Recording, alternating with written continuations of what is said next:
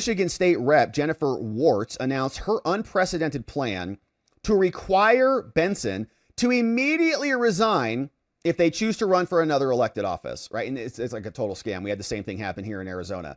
Katie Hobbs was the Secretary of State running against Kari Lake. She ran the elections. The elections were rigged. We covered it in depth here. Major delays, ballot sizing problems. So all day of voting would be suppressed. And it was. There were lines everywhere across Arizona. And then she won the election. So her catastrophic failure to process a good election resulted in her, of course she rigged it, resulted in her becoming the governor because she runs the scoreboard for the election. It's insane. So same thing should be happening there.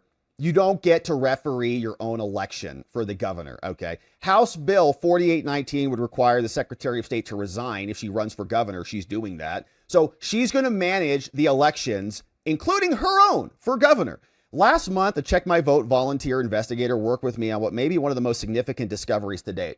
A scheme to register voters using foreign addresses as a mailing address and vacant residences as high crime areas as their so-called local residents. We were able to identify 31 voters registered at one address, a Detroit coffee shop, with no evidence of anyone living above the residence. And I'm pretty sure we read that report too. So without the Check My Vote tool, our research would have been impossible, which is the point.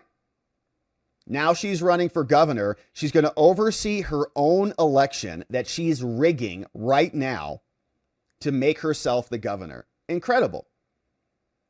She controls the scoreboard. She can rig the rules so that she gets more votes on her ledger. Isn't that interesting?